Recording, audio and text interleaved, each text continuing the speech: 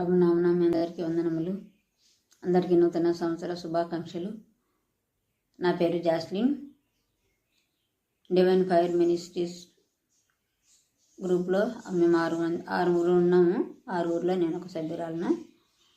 మా prayer team leader sister మరియరాని. ఆమె గ్రూప్ను నడిపిస్తుంది. ఆమె నాకు సాక్ష్యం చెప్పడానికి నాకు ఈ అవకాశం ఇచ్చినందుకు ప్రభు పేరట నా సహోదరి కుమార్తె మరియరానికి కృతజ్ఞతలు చెల్లిస్తున్నాను. నాకు 1979లో మ్యారేజ్ అయింది.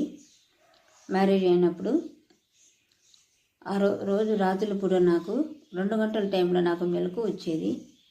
ఆ టైంలో ఒక అండ దొర్లుకుంటూ వచ్చినట్టు శబ్దం అయ్యేది. ఇట్లా మా హస్బెండ్కి నేను చెప్పినప్పుడు మా హస్బెండ్ అయితే ఏం పట్టించుకోలేదు, నమ్మలేదు. అయితే అలాగ రోజు అట్లా వినిపిస్తుంది. అయితే ప్రతిరోజు అట్లా వచ్చినప్పుడు నాకు 2 గంటల టైంలో నా మీద పడి బరువుగా అనిపించేది. ఊపిరి ఆడుకోకుండా చేసేది. అటు ఇటు కదలడానికి కూడా, మాట్లాడడానికి కూడా అవకాశం ఉండేది కాదు.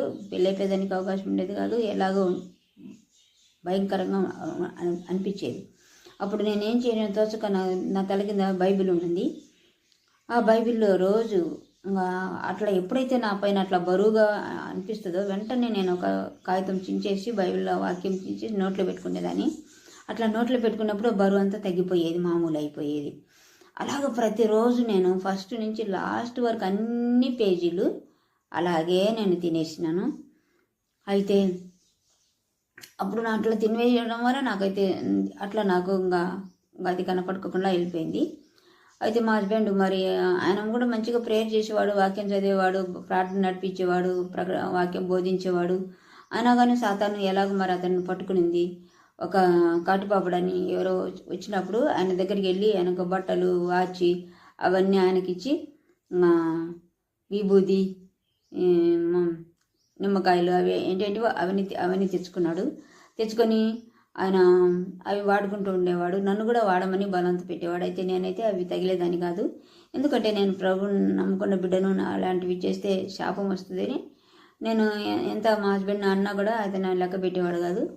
నన్ను కూడా బలవంతం పెట్టి బాధించేవాడు. నన్ను కూడా అవన్నీ తాగమని, ఇది చేయమని చెప్పేసి వాడుకోమని బలవంత పెట్టేవాడు, కష్టపెట్టేవాడు, బాధించేవాడు. అయితే నేను అవన్నీ ఏం పట్టించుకోలేదు. అయితే ఒకరోజు నాకు ఒక కాళికాదేవి పటం తీసుకొని వచ్చి కూడా ప్రార్థనలో ఆరాధన చేయాలని చెప్పేసి ఇంట్లో పెట్టి నన్ను బాధ పెట్టినాడు. అయితే కూడా నేను పిల్లలు ఇద్దరిని తీసుకొని బయటకు వచ్చేసి తలుపు పెట్టేసేసినాను. అలాగ మేము అట్లా ఉన్నప్పుడు మాకు ఇద్దరికి కూడా అస్వస్థత కలిగింది. సాతాను వలన శోధన మాకు అట్లా జరిగింది ఏమో నాకు తెలియదు. కానీ ప్రభు కృపలు మేము మరి ఇద్దరికి కూడా మాకు బాగలేకుండా వచ్చి మేము హాస్పిటల్లో ఉన్నాము. హాస్పిటల్లో నేనైతే 3 నెలలు నేను కోమాలో ఉన్నాను.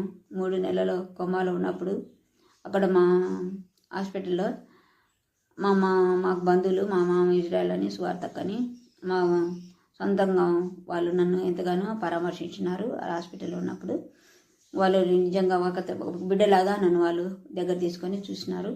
అయితే నేను అక్కడ హాస్పిటల్లో ఉన్నప్పుడు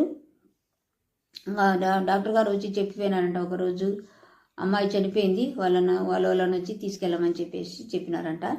అయితే అక్కడ నన్ను చూసుకుంటామన్న ఒక తాత నా దగ్గర ఉండేవాళ్ళు. వాళ్ళు చనిపోయే మూమెంట్లో నీళ్ళైనా పోస్తాము అమ్మాయికి అని చెప్పేసి నోట్లో నీళ్ళు పోసినారంట. నోట్లో నీళ్ళు పోసినప్పుడు అవి మింగేసినానంట. అప్పుడు మింగినప్పుడు అయ్యో మళ్ళీ డాక్టర్ దగ్గరికి వాళ్ళు పరిగెత్తుకొని పోయి, సార్ అమ్మాయి బ్రతికింది సార్, ఒకసారి వచ్చి చూడండి అని బ్రతిమాలుతున్నారంట. అయితే సార్ చెప్పినాడు, అమ్మాయి ఎప్పుడో చనిపోయింది, మీరు ఎందుకు నన్ను విసిగిస్తారు, ఎలాంటి అమ్మాయిని తీసుకెళ్ళమనండి అని చెప్పేసినప్పుడు ఇంకా సరేలే అని మళ్ళీ వారు బతిమాలటం చూసి సారు వచ్చి నన్ను నాడి పెట్టుకొని చూసినప్పుడు నాడి ఆడుతుందంట. అప్పుడు నన్ను మళ్ళీ తీసి మంచం మీద పెట్టి మళ్ళీ ట్రీట్మెంట్ ఇచ్చి అలా కొద్ది రోజులు నన్ను ట్రీట్మెంట్ ఇచ్చినప్పుడు నేను స్వస్థత పొందినాను. చనిపోయిన లాజర్ను ఎలాగ లేపినాడో దేవుడు నన్ను అలాగ లేపినాడు.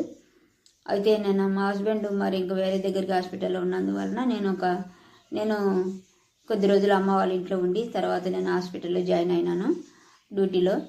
అప్పుడు నాకు పిల్లలు ఉండరు కదా, పిల్లలు మా ఆడపడుచు దగ్గర ఉన్నారు. అప్పుడు చిన్నపిల్లలు నా ఆరోగ్యం పరిస్థితి బాగలేనందువలన నా భర్త పిల్లలను వాళ్ళ చెల్లెల దగ్గర పెట్టినాడు. పిల్లలు వాళ్ళ దగ్గర ఉన్నారు.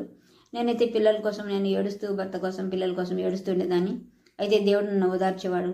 నీ పిల్లల కోసం నువ్వు ఏడవద్దు, నీ పిల్లల్ని నేను రక్షిస్తానమ్మా, నువ్వు ఏడవద్దు అని చెప్పేసి నన్ను తల్లిలాగా నన్ను ఓదార్చేవాడు. అయితే ఒకరోజు రాత్రి సమయంలో ప్రభు నేను ప్రార్థన చేసుకుని పండుకున్న తర్వాత నాకు ఆత్మలో అనేక వాక్యాలు, నా హృదయంలో పాటలు, వాక్యాలు ఒకదాన్ని బట్టి ఒకటి వస్తున్నాయి. అప్పుడు ఎందుకు ఇలా వస్తున్నాయి, అవన్నీ రాసుకుంటే బాగుంటుందని చెప్పేసి నేను కూర్చొని రాసుకుంటున్నాను. అప్పుడు రాసుకున్న టైంలో నా ప్రమేయం లేకుండానే చెయ్యి రాసుకుంటూ వెళ్తుంది. అప్పుడు దేవుడు అనేక మెసేజ్లు ఆ రీతిగా నాకు ఇస్తూ వచ్చినాడు. అలాగా ప్రతిరోజు నాతో అలాగ ప్రభు మాట్లాడుతున్నవాడు మెసేజ్ల ద్వారా. అయితే ఒక జరిగిన సంఘటన, ఒక మెసేజ్, ఒకరోజు నేను మాస్లో మేము ప్రతిరోజు 6:30 గంటలకు మాకు హాస్పిటల్లో హోలీ రోజరీ చర్చిలో ప్రతిరోజు మేము మాస్క్ వెళ్ళాలిందో స్నానం చేసి మురికిగా రోతగా వాసన కొడుతున్నాడు. వచ్చి నా పక్కన నిలబడినాడు. నా పక్కన నిలబడినప్పుడు ఎందుకు ఈయన వచ్చి నా దగ్గర నిలబడినాడని నేను మనసులో ప్రార్థన చేసుకుంటున్నాను. ఇంకా ప్రార్థన అయిపోయిన తర్వాత ఆ రోజు నైట్ దేవుడు నాకు మెసేజ్ ఇచ్చిండు, ఇదిగో నా కుమార్తె, ఇదిగో మీరు ఆయన కోసం ఒక 10 మంది ఉపవాసం ఉండి ప్రార్థన చేయండి, ఆ బిడ్డకు నేను స్వస్థతని ఇస్తాను, మీరందరూ ప్రార్థన చేయండి అని చెప్పినప్పుడు అప్పుడు మేము శుక్రవారం చర్చిలో కూడుకొని మేము ప్రార్థన చేసేవాళ్ళము. అప్పుడు అందరికీ నేను చెప్పి అందరం ఉపవాసం ఉండి అతని కొరకు ప్రార్థన చేసినాము. ఒకరోజు మరి శుక్రవారం మేము ప్రార్థనలో ఉంటుండగా మరి అతను మతిస్థిమితం లేనివాడు, రోడ్ల వెంట ఎక్కడెక్కడో తిరిగేవాడు, సమాధులలో అక్కడంతా తిరిగేవాడు. ఆయన ఇంటికి పోయినప్పుడు కూడా భార్య బిడ్డలు ఎంతగానో భయపడేవాళ్ళంట. ఇంట్లో సామాన్యాన్ని బయటపడేసేవాడంట, క్రూరంగా కొట్టేవాడంట, హింసించేవాడంట, అలా చేసేవాడంట ఆయన. అయితే నేను మరి అనుకుంటున్నా అతడు వచ్చినాడా లేదని నా మనసులో అనుకుంటున్నప్పుడు అతడు వచ్చినాడని నాకు స్వరం ద్వారా దేవుడు వినిపింపజేసినాడు. అప్పుడు నేను వెనక్కి తిరిగి చూసినప్పుడు నా వెనకాలనే అతను కూర్చొని ఉన్నాడు. అప్పుడు మేము ప్రార్థన, స్తుతి, ఆరాధన అంతా చేసిన ప్రార్థన జరిగించినప్పుడు ఆయన పోయి పీఠం ఎదుట సాష్టాంగ పడిపోయినప్పుడు మా టీం మెంబర్స్లో జ్యోతక్క, విజయమ్మ, ఇంకా సిస్టర్ పేతురు వీళ్ళందరూ కూడా ఉన్నారు ఆ టైంలో. ఇంకా ఆయన దగ్గరికి వెళ్ళి ఆయన మెడ నిండా, చేతుల నిండా, నడుము చుట్టూ తాయితలు, దారాలు, ఏంటేటివో రకరకాలవి అన్నీ కట్టుకొని ఉన్నాడు.